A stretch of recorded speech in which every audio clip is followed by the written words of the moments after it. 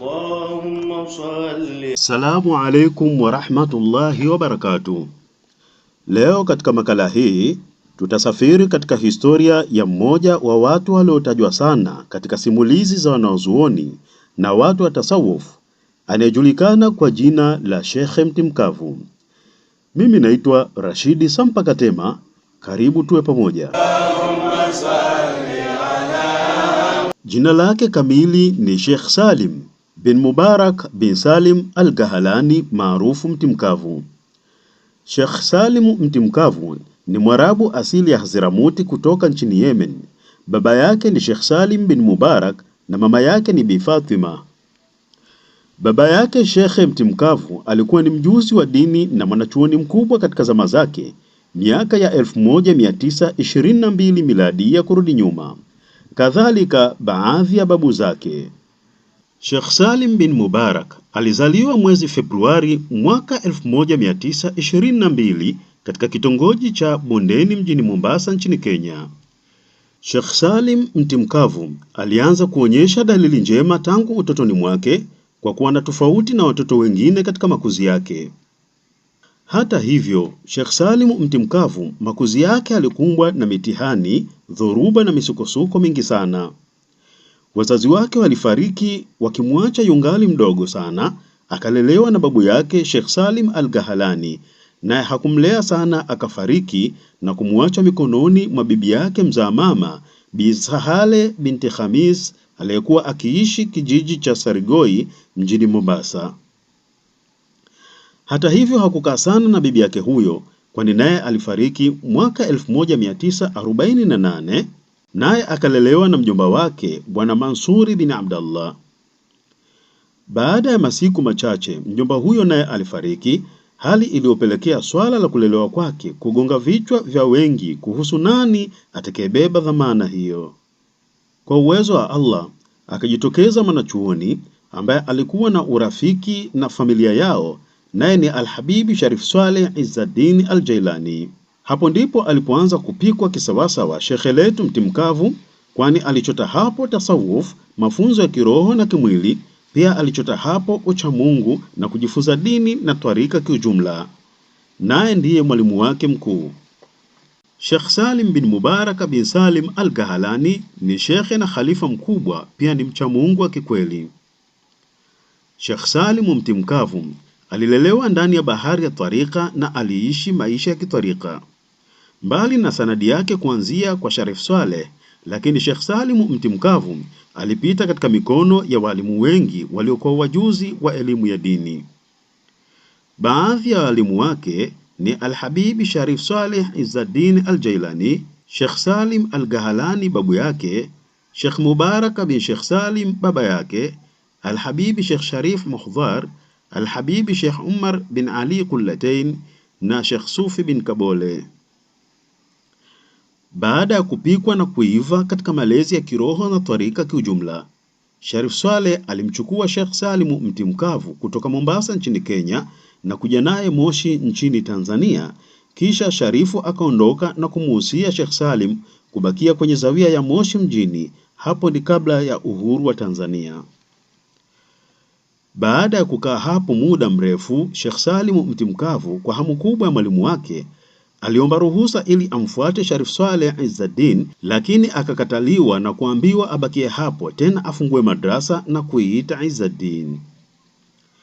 Kwa moyo mmoja Sheikh Salim akatekeleza hilo na kuanza kufundisha hapo twarika katika zawia ya Pasua Moshi mjini.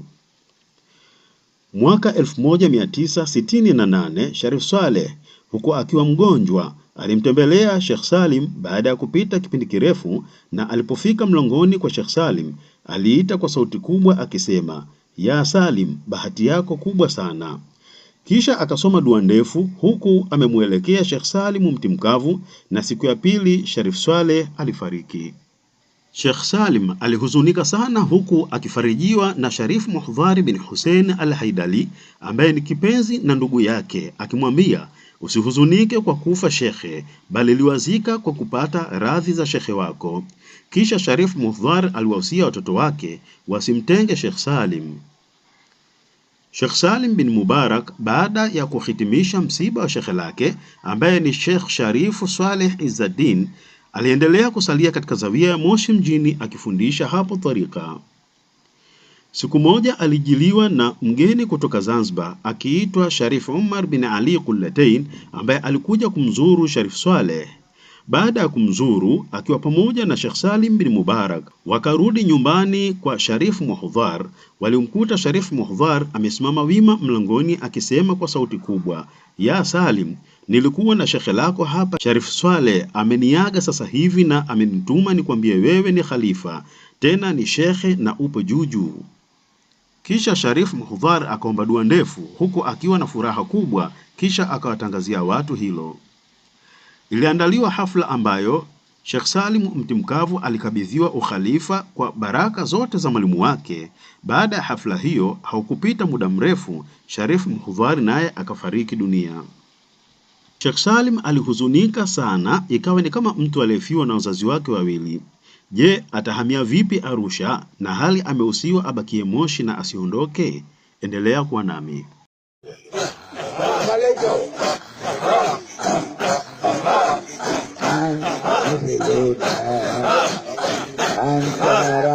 Sheikh Salim bin Mubarak bin Salim Al-Gahalani maarufu Mtimkavu alikuwa ni miongoni mwa wanatharika mashuhuri sana nchini Tanzania na Afrika Mashariki kwa ujumla, ambaye amepambika kwa ikhlasi na uchamungu wa hali ya juu.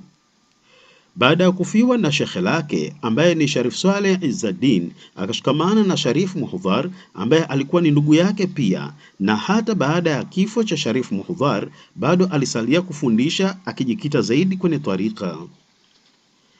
Baada ya kifo cha Sharif Muhdhar haukupita muda mrefu, akaja mchamungu mmoja mwenye asili ya Kisomali akiitwa Sheikh Suf Kabole, ambaye alikuja na maelezo kuwa ameagizwa na Sharif Swaleh Izzaddin kuwa amchukue Sheikh Salim Mtimkavu na kumpeleka Arusha, pia amfungulie huko zawia yake na kumpa makazi. Kwa moyo mmoja, Sheikh Salim alikubali hilo, akawaombea dua wanafunzi wake na Waislamu wote anaowaacha hapo, kisha akaagana nao na kuondoka naye mpaka mtaa wa Ngarenaro Arusha. Baada ya kufika Arusha, alimwegemea mwenyeji wake yaani Sheikh Kabole, naye akatimiza yote aliyomwahidi ambayo aliagizwa na Sharif Swaleh Izzaddin. Kisha Sheikh Kabole akaomba ruhusa na kwenda Mombasa ambapo alifariki huko.